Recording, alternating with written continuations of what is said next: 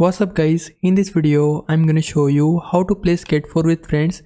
So first of all we need to pause our game and then press X on Xbox or square on PlayStation to open settings, then go into settings and from here go to general settings. Scroll down here until you find an option of crossplay and make sure that crossplay is enabled so that it will help you to play with your Xbox friends if you are playing on your PlayStation, or similarly you can play with your PlayStation friends if you are playing on your Xbox.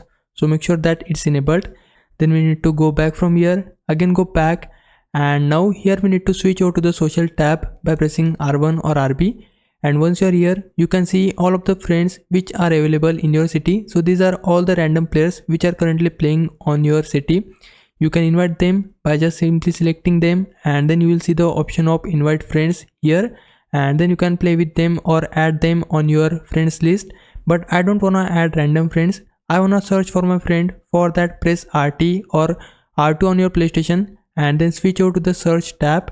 So let's say I have a friend named Jack, then I can just search for his name here, and once I enter on my keyboard, then the search results will appear here, and add them as your EA friend.